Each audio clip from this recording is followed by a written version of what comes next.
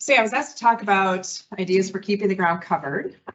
So I'm going to apologize. The only airport I ever fly out of is Fargo. And so this is the Valley, of course. I don't ever get good photos coming out of anywhere else besides the Valley. But I like this picture because it shows me some optimism for keeping the ground covered. We see some green fields, maybe that's winter wheat, or maybe it's, cover crop in the field. We see some residue, we see some black fields. A lot of people, if you're a pessimist, you look at this and you see the black. I look at it, I see all the residue and the green. So I wanted to, just talk a little bit about keeping the ground covered. As Dave mentioned, as the shock troop, Dave and I have this pairing up where he comes in and he shocks you with these ideas of soils eroding, losing fertility. And then I come in and I'm more of the nurturing personality and I try to come up with a solution. So we work pretty well together in that way. But the first thing, whenever embarking on soil health, it's important to know what you want to do. And so I always start with a goal, whether that's reducing erosion or managing water, which is keeping cover on the fields in this case. Maybe you want to break some compaction and using something like a radish is a good option for that. We've also found that oats are really good for breaking compaction. Those fibrous roots can really wrap around the soil particles and break up those compacted zones and help improve water movement into the soils as well. So radish isn't your only option. And especially if you're growing canola, you probably don't want to have radish in rotation because of club root. So oats may be a good idea for breaking compaction. You might want to improve your seed bed. When I look at this, I have a pointer on here, Abby. So this is a field from the Valley that had a moldboard plow on it. And that's what the seed bed looked like in the fall. And this is what it looks like when reduced tillage is being done in cover crops. And so I would take this every day over that. It all kind of evens its out way out in the Valley, but definitely look at how that soil looks like it's supposed to versus what it's being managed to do or controlled to do. And then, some people are out to have a living soil. That's kind of an important goal for them. That's a tough one to measure because we're just not good at measuring living soils other than looking for earthworms. And then if you're me, you go out in the field and you look for earthworms in a healthy soil and it's too dry, so they're not there. And you're like, okay, well, I know the soil is living, but they're just not here right now because they're dependent on temperature and moisture. So I think this goal of reducing erosion, managing water can be done. And we can do that by keeping the field covered and then also using something like a cover crop if it fits to manage that moisture in those high residue situations. So standing residue is always better. Anytime you can keep that residue upright, the roots attached to that soil, you're going to have better luck planting into it the next spring. And so a lot of this happens in the fall, right? We're adjusting things coming out, the residue coming out the back of the combine. We want a nice even spread. We want to cut high if we can. If it's on wheat, we're cutting higher as high as we can, leave everything standing. In this case, corn is cut right below the ear. Everything is upright. It allows water to evaporate from that soil, allows air to move through the soil. It helps with everything. So the only reason to chop residue is if you're going to work it into the ground. And so when we're doing reduced tillage, you keep the soil covered, we want everything upright as we can get it. That also, if you were to have something where you have an interseeded cover crop, whether it's whatever crop you're choosing to interseed, that gives it some light and space to actually grow after harvest. But I know your window here is about that big for that to happen. So that's probably not an approach you're going to use. But standing residue is really key. I don't know how many of you have looked into the idea of a stripper head. That's another way to keep your wheat residue standing tall. I think you probably have to drive to Colorado to get one or somewhere south. I feel like they're not really that abundant up here. But that is one option. This is a field where, of course, these two brothers that farmed together, they were trying to get the crop off. They had a stripper head on one combine and they straight cut the other side just to get the crop off. It left a great side-by-side comparison of what that looks like. And if you're not used to all this residue, you're going to hate looking at this all winter because it looks like a mess, right? It's all jumbled up, it's standing. But because it's standing, that soil is going to dry out. It has exposure to the air. And the water can kind of get caught evenly across that field. The snow patch is even versus clumped up in parts of the field. And so that can be a real benefit going into the spring. So all these things we're doing in the fall, right? If we want to reduce tillage, we got to start in the fall and then work our way through the next growing season. It's not something you can decide to do just in the spring that you're going to go no-till. They plant to cover there, or is that just volunteer? That's all volunteer. So yeah, and I hate when people say it's free volunteer. It's not, right? To make it into the bin, but yeah, that's that dude. They just let the volunteer come back up. Here's an example of not good enough spread, and I think this happens windy days, different settings, trying to get the job done. But you can see these strips of residue are going to be an issue, right? I think you've planted into that, you get hair pinning, all that kind of stuff going on in that field. You probably need to run a hair over it before you plant into it in the spring. But if you leave it till the spring and then do that, then you're protecting that soil over the winter, right? So we don't have to do everything perfect. We just have to do it better if we can. So this is from Jamestown area, but you can see the strips are going to cause issues. This is a better spread. So you're trying to get that even spread out the back of the combine, and it's tough to do with a big header, right? It's tough to get that. It's like Lee would say, throwing feathers into the wind and trying to get that residue spread out. But we need to do the best we possibly can, making adjustments the fall before we want to seed into it. If you are treating this like a system, right? If we're not just looking at, I'm going to go no-till, I'm going to reduce till, but we're thinking of it as a system. When you have residue out there, now you need to think about how you're going to use moisture when it's really wet.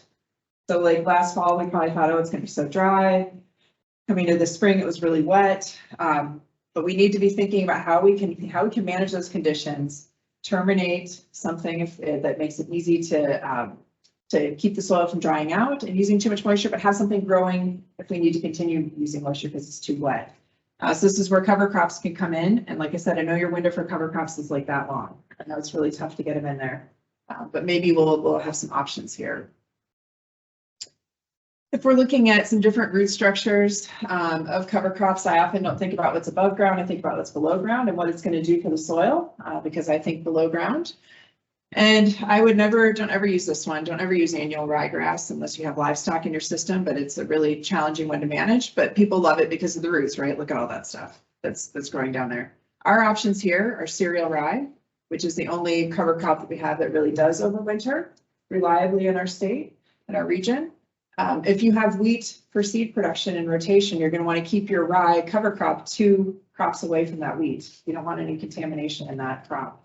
So you need to be careful about that kind of stuff. Or I have farmers that they'll use rye if they're growing wheat for seed production, but they won't seed the rye on the outside 2 passes of the field because they want to make sure they can kill it with their herbicide without drifting over into the grass on the edge of the field. So just thinking of things like that you can do, keep it two crops away from wheat, or just seeding out of the part of the field where you know you can get a good kill with herbicide. Then it becomes a tool. Never using cereal rye before wheat though. I've had farmers, and everybody's going to do it when they use rye. It happens to every single farmer. You plant it on a field, you forget it's there. Maybe it didn't germinate and grow in the fall. You come in, you plant wheat on it in the spring, and then you call me and you're like, oh, why did I do that? It happens to everybody, so don't feel too bad. I don't know that there are great solutions for it, but just don't be hard on yourself if that does happen. Oats are another cover crop that I really do appreciate and value. Partially because of the work that Franson's been doing on oats and barley for saline areas. That oats are oats more tolerant? Are they just as tolerant? More tolerant. More tolerant. So a great option. Oats, I think, have a nice residue to plant into because they're not as, I guess they grow slower so that the straw or the residue isn't as tough as barley residue might be too if you have it in parts of the field. Easier to plant into. So great option if you've got some saline areas that you're working with, or if you need a cover crop to winter kill.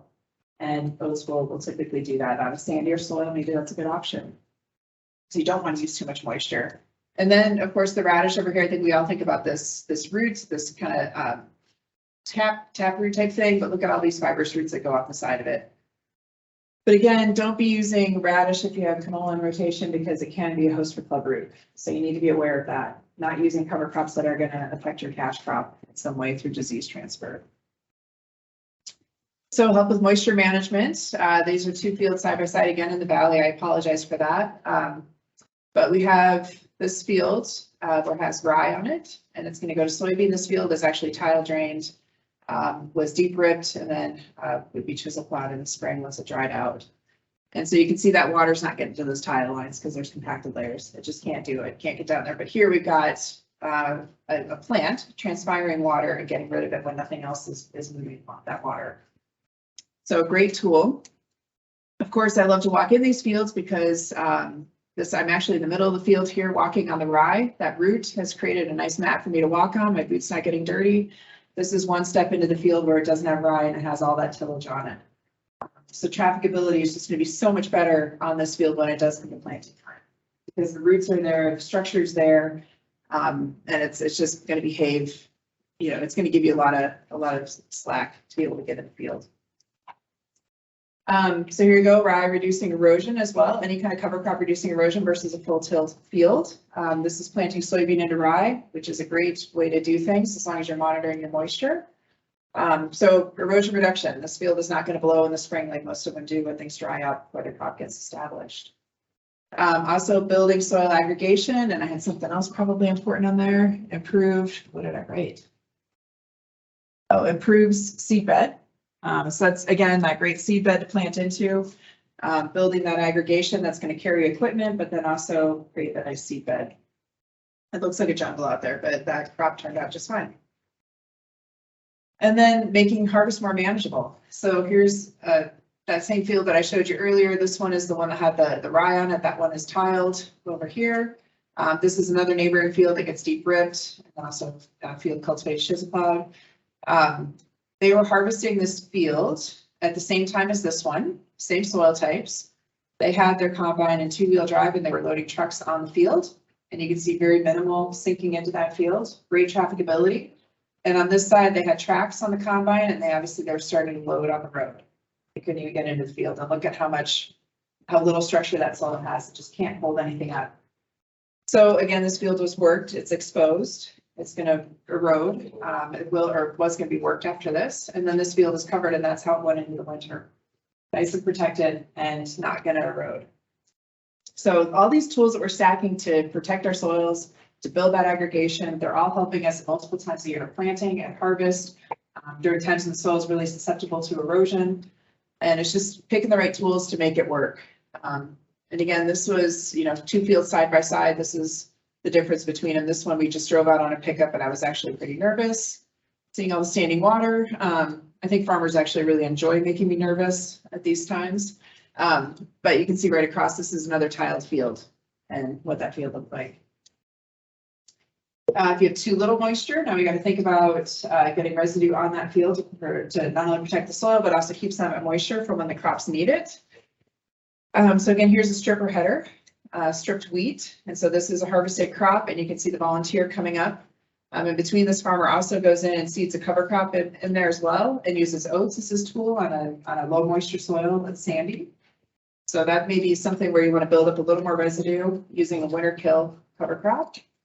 And increase organic matter and hold on to more moisture. So here in the sandy soil that he actually calls his sandbox, this is where he's been using reduced till cover crops for 14 to 15 years versus a field he just took over and he started farming within a year of when this picture was taken.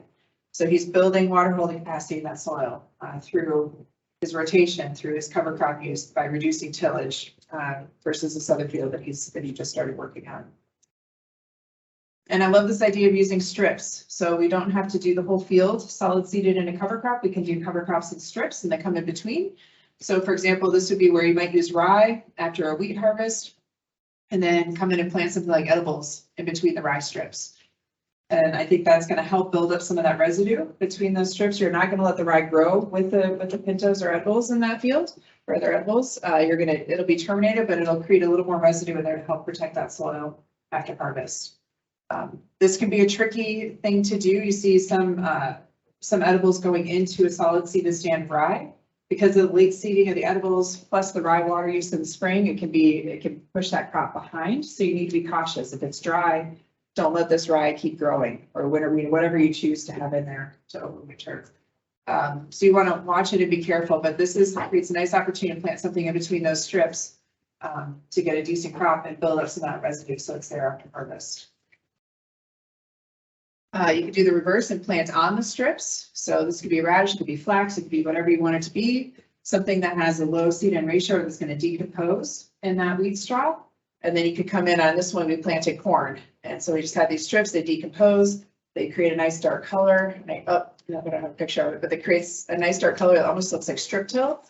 And then we're planting on that strip to get a little bit of the benefit of warming. What crop? What's that? Crop cover and stuff. On this one we did radish, fava bean, and flax. So it's a little bit of an expensive mix, but and seed kind of On that one too, we had issues in the tank with the seed separating out, so we had a lot of radish on this end and then a few fava bean on the other end of the seed size. So that can be a little tricky too. But I've seen this done with like a sugar beet plate and planter and just putting down radish and strips into weed stubble and then planting edibles on it the next year. Keeping your residue managers high so that they're not digging into that soil and creating a trench, but just kind of brushing across the surface.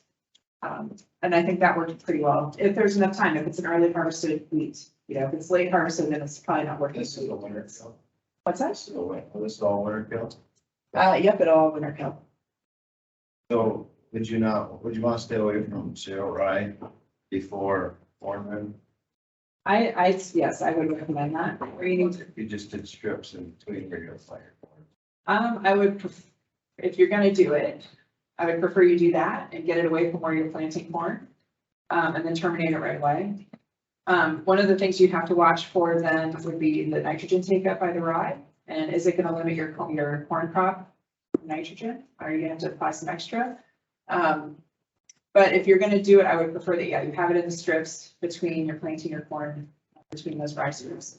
The other option would be on like maybe if it's just 10 acres or 20 acres in a field and it's gonna go to corn in the fall before you plant rye in the low parts of the field. And you don't do the higher parts, but you do the low parts so that when you're planting your corn and you're going through it, you have tractability and you're using moisture. And that, you know, it's not the whole field, it's just part of it. So I would feel a little more comfortable in that situation too. So I've learned that pretty early on that you guys all do what you want to do. So I just try to help make it easier and reduce a little risk when you're doing it. So there's really no winter cover crop that really works good ahead of wheat or corn. Not really. I think you could, like, say you had a low residue crop before wheat. We've tried flying on oats. We're just not getting a lot of success with flying on any cover crops before. You almost need a broadleaf. Yeah, you need a broadleaf. We were working with winter camelina and we just did not have luck with it. That's what I heard, yeah. I heard of that once, but that didn't really pan out. You know, it was difficult because it was very susceptible to herbicide residual. And so it was difficult to establish. The seed is about the size of a pepper flake. And so you almost have to put some kind of filler in there if you're flying it on, like one farmer is using like crushed corn or something like that, just to get it to flow. And it just, I don't know, Dave, we just haven't had good luck with, I mean, sometimes it works, but About 50% of mine, I think would be generous. and then the seed cost on winter camelina is about the cost of radish. It's still $2 a pound or something like that. But a lot of times we have wheat going on, or corn going on penalty ground, there's no residue. Right. So we're trying to figure out how to get some kind of up there growing. Yeah, that's one thing where I think if you were to have rye strips, if you could do rye strips, put your pintos between those rye strips. But killing that rye right away or killing it before the pintos get planted if it's too dry or if it's getting too dry. But you may be able to build up some residue early on in your system that might help. And then you have to use a flex on or something just to pick it up then. That might be an option. I think on those low residue crops, I've seen some farmers come in and seed something after soybean harvest, and you end up just cutting up that soybean residue more than if you just left it. And then the cover crop doesn't have time to establish. So I'm really cautious about that approach too. And then, yeah, flying it on is just a challenge. Number one, I think it was like in the northeastern part of the state, I called 8 places trying to get a cover crop flown on into soybean or I can't remember soybean or pintos. And actually one call was kind of funny because the guy was like, you don't want to do that rate. I was like, he's like, where'd you hear that? I was like, I thought 40 pounds is good. He said, no, you don't know what you're talking about. You need 20 pounds.